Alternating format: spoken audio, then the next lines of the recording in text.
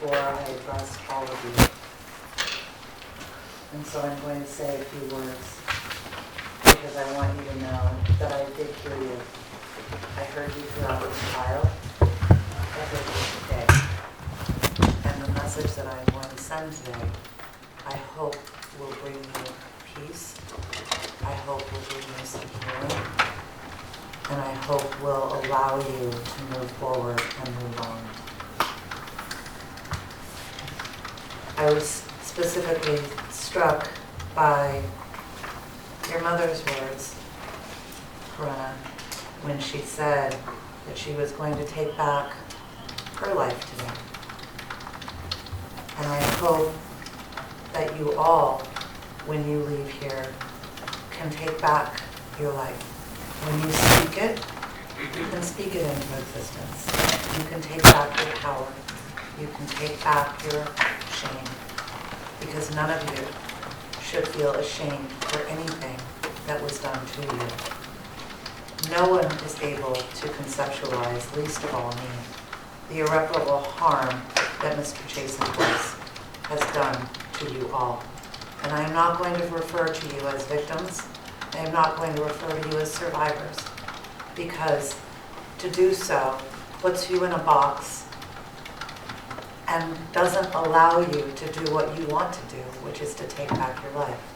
So I am going to refer to you as brave women and brave men. I'm specifically struck, Mr. Amaya, you were here every single day of this trial. Not just when your wife was testifying, but you were here the entirety of the trial, standing by everybody and being supportive. And that is amazing when I know how much you must be hurting for the people that are around you. So thank you for that. I'm sure that they thank you as well. It strikes me that, Mr. Chasen Horse, that you can stand here and say that you are not guilty of these crimes. That your attorney can say that there were no pictures of bruises. I remember seeing them. There were pictures of bruises. There were pictures of Corinna having bruises on her body. You preyed on these women's trusts and their spirituality, and you manipulated them for your own personal gratification. And this court is going to make sure that you never have the opportunity to do that again.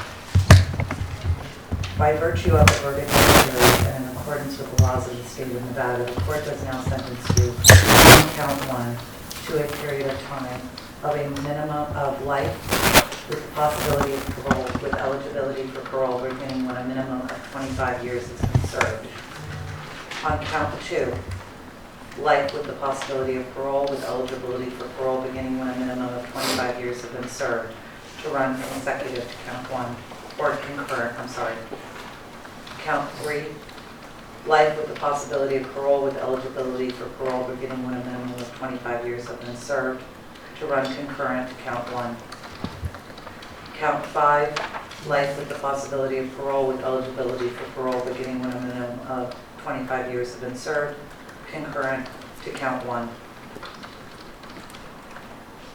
Do I need to break? Let me just ask this. Can I do 6, 7, and 8? They're all going to be the same. I believe so, Your Honor. Okay. Counts 6, 7, 8, 10, 11, and 12 will all be 25 life with the possibility of parole with eligibility for parole beginning when a minimum of 25 years have been served, to run concurrent to count one.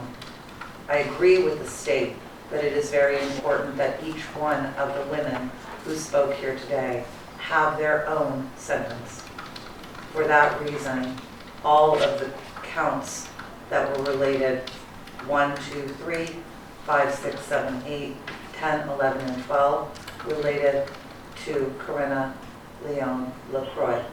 And that is why I am doing the life with the possibility of parole with eligibility for parole beginning when a minimum of 25 years have been served on that count, to run concurrent with count one. Count 9 confinement in the Clark County Detention Center for 364 days to run concurrent to count 1. Those are all of the counts that relate to Miss Leona Brooke. Count 18 relates to Miss DeGay. That will be confinement in the Nevada Department of Corrections for life with the possibility of parole with eligibility for parole beginning when a minimum of 10 years has been served to run consecutive to count 1. Count 20 is the count that relates to Sierra Chasing Horse, or Sienna Chasing Horse. And that will be a minimum of 24 months, a maximum term of 72 months to run consecutive to count 1. The aggregate sentence in this case is 37 years to life. Thank you, Your Honor. With 1,157 days credit for time already served is what I have for service. We're showing 1,183 days, ma'am? No, that's in there. That was from the 1st of April. The actual number is 1,187. 1,187 days. No, sorry, 84. 84. Okay, so you guys were off by 1. Yes, sir. 1,184 days credit for time served, because these are category, I just am giving this explanation to the people that are in the jury in the room, because these are category A and category B felonies other than the gross misdemeanor. That time will come off of the back end of the sentence, not off of the front end of the sentence. That concludes these proceedings. We are adjourned. Judge, I apologize. Is this court ordering Mr. Chasing Horse to register as a sex offender? Oh, subject yes. to lifetime supervision? He will need to register as a sex offender. And can we put a court date for later in this week for me to file a motion to withdraw for appointment of appellate counsel and get the notice of appeal on file? Yes. Do we want later this week or do we? We've already drafted everything. It's just a matter of plugging in and filing. Okay. The state's preference, Your Honor, would be sometime next week. Let's do next week. All right, we'll follow The tomorrow. 4th and the 6th. What's The that? 4th would work. The 4th? That'll be fine. April 4th at 9:30. Thank you, Judge. Thank you for May. May. May 4th at 9:30. It's the end of the month. We are now adjourned. Thank you. On the record. On the record.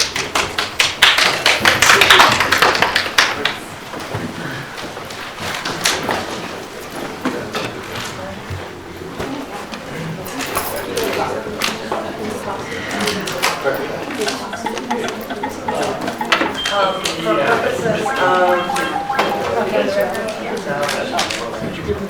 Ms. Murphy, I know you gave me a sideways look as far as her name goes. Oh, yeah.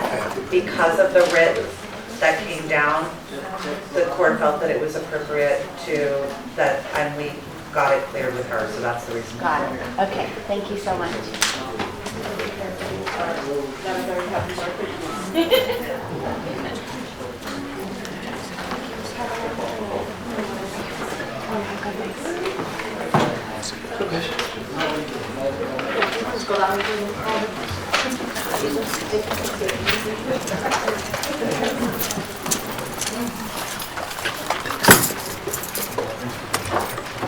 What's that?